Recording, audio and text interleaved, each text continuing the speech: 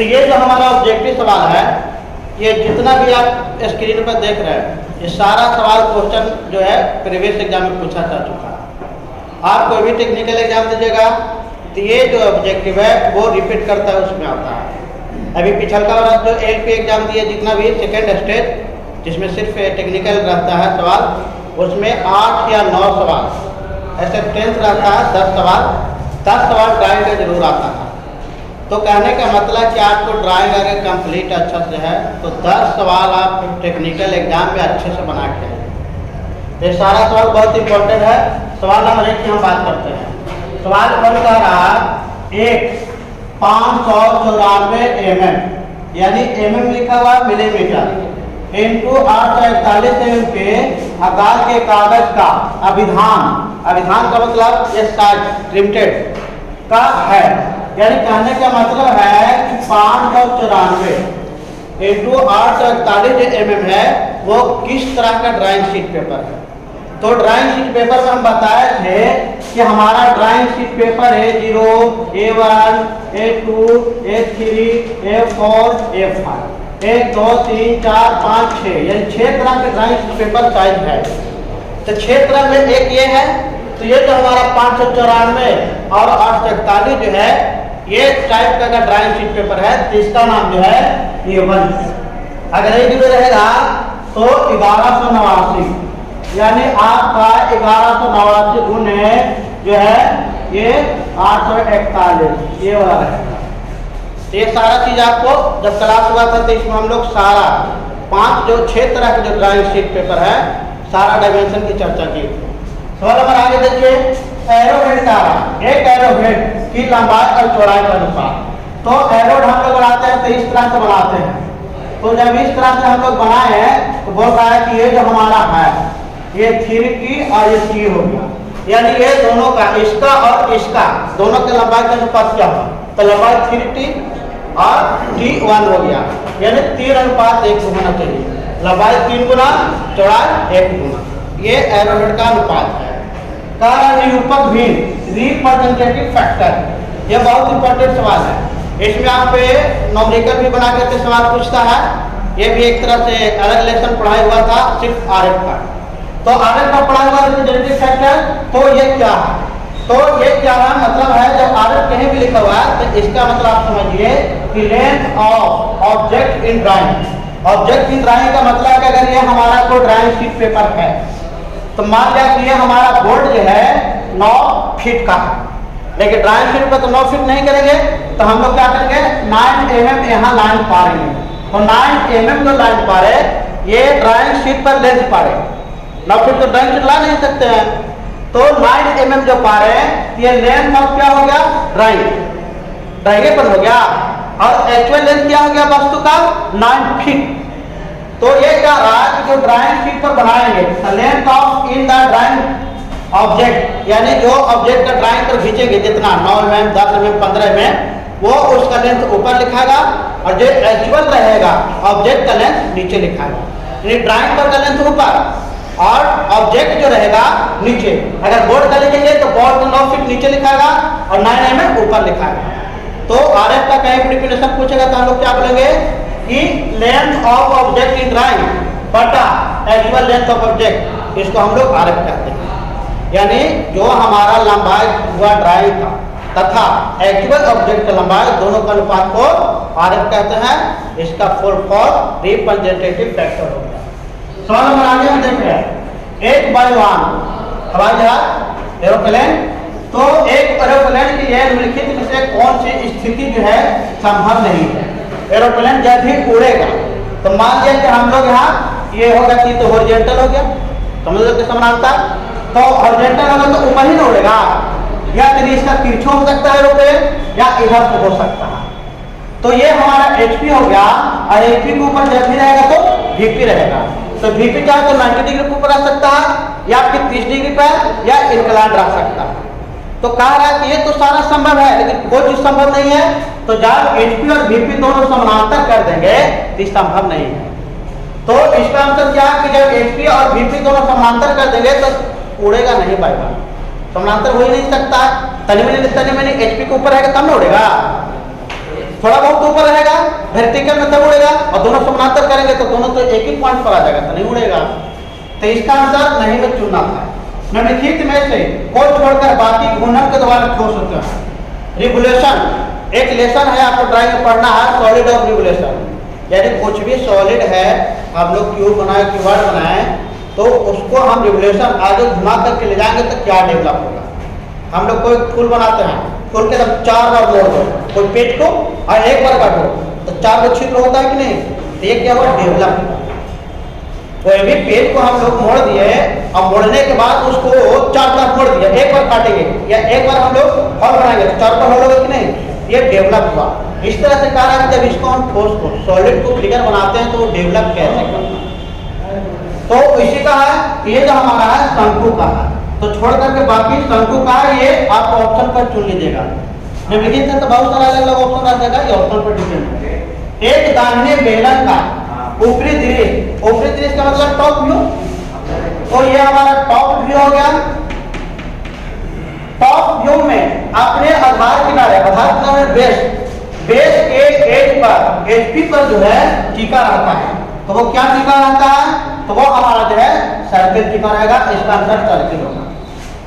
एक आयत के ऊपरी दृश्य, एक आयत है, उसको टॉप व्यू से देखेंगे तो उसके स्थिर पथ पर घूमने से निकलने वाला जो बनता है वो बेलन बनेगा। ये सब जब सॉलिड डेवलपमेंट पढ़ेंगे तो उसका हम लोग सीख लेंगे। कारण एक दाहिना साधारण क्रीज में को बनाने को निम्नलिखित तरीका है। एक फ्रिज में जब साधारण बनाना है दाहिना तरफ से, तो उसका क्या तरीका है, तो उसका समानांतर रेखा जो है वो खींच करके हम लोग बनाएंगे, पहले लाइन को द्वारा खींच करके हम लोग बनाएंगे। सवाल नंबर 9, जोन तरीका से, जोन ये वाला स्पेलिंग है, हम लोग ड्राइंग में जेड ओ एन जोन वाला, तो जोन तरीका से विकसित किया जाता है। तो जोन तरीका से जो है वो कौन विकसित किया, गोला का मतलब होगा स्फीयर, SPHERE। स्फीयर को जो हम लोग डेवलप करेंगे वो किससे, जोन तरीका से डेवलप करेंगे। यानी जोन तरीका से हम लोग डेवलप करेंगे तो क्या बन जाएगा, स्फीयर। सवाल नंबर आगे क्या है, सममितीय। तो सममितीय का मतलब आइसोमेट्रिक। आइसोमेट्रिक का हिंदी जो है वो सममितीय है।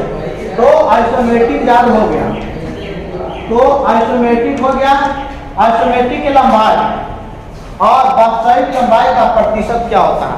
हमने बताया था कि जब भी आइसोमेट्रिक प्रोजेक्शन बनाएंगे तो आइसोमेट्रिक 30 डिग्री तो झुका हुआ रहेगा, तो जो एक्चुअल हाइट होगा कुछ न कुछ कमेगा। तो वही बोल रहा है कि जब 30 डिग्री पर आइसोमेट्रिक बनाएंगे और रियली में जो वस्तु रहेगा वो दोनों में क्या अनुपात होगा, दोनों में कम बेसी कितना आएगा।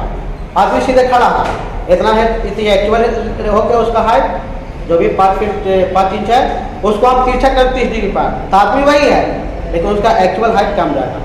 सीढ़ी देखा, हाँ सीढ़ी का तिरछा ऊंचाई ज़्यादा रहता है कि नहीं, लेकिन एक्चुअल हाइट फिक्स रहेगा, तो दोनों में अंतर होगा कि नहीं।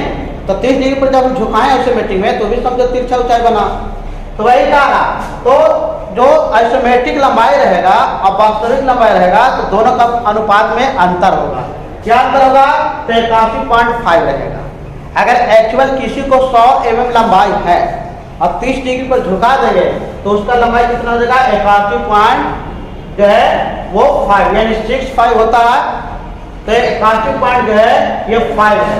यहाँ पे जो आपका सवाल रहेगा ये इस तरह से देखिएगा, ये हमारा 81.4 भी चलता है और इसके बाद है तो हम लोग राउंड फिगर में 81.5 यानी सवाल में रहेगा तो 81.4 एक्चुअली है, 4-5 होता है तब 4 को सीधे डायरेक्ट राउंड फिगर में 5 मान लिया, तो 81.45 जो हो गया एक्चुअल है लेकिन सीधा सीधी 5 मानता है ना, तो वो बात है कन्फ्यूजन का है तब पूछेंगे।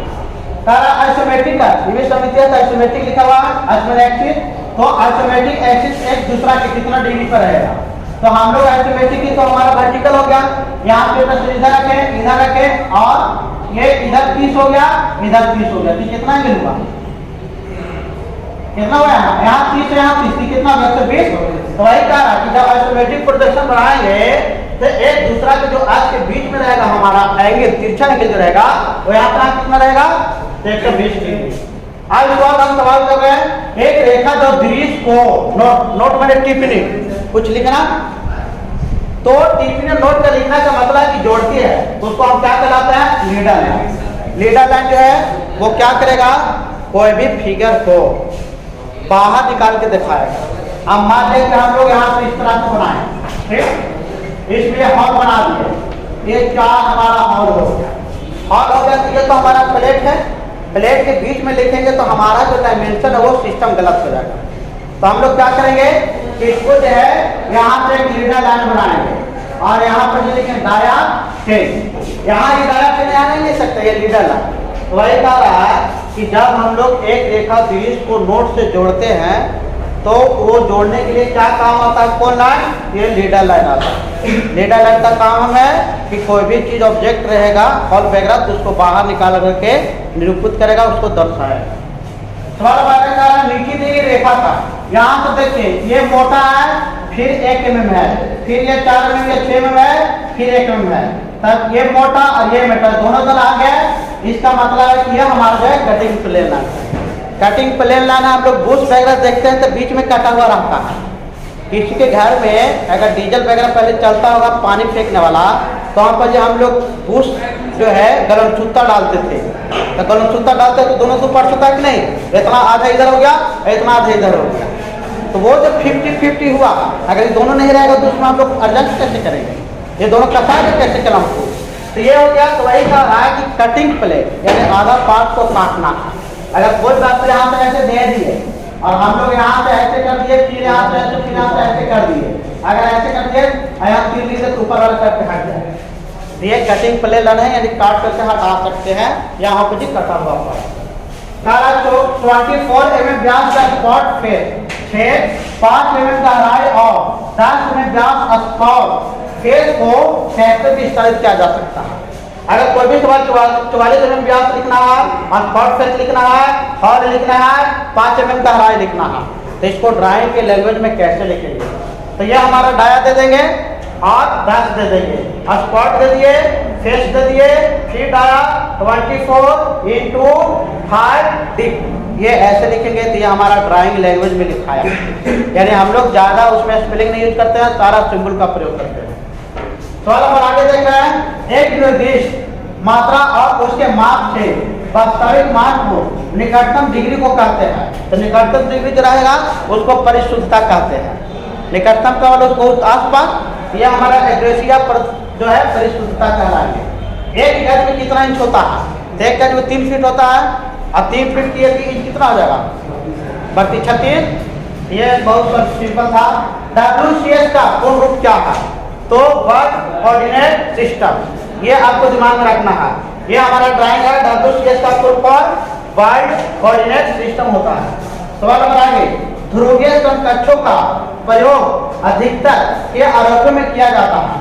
तो ध्रुवीय समकक्ष का प्रयोग अधिकतर कहाँ किया जाता है, किस रेख में, तो कोणीय रेख में, यानी एंगल लाइन बनाने में।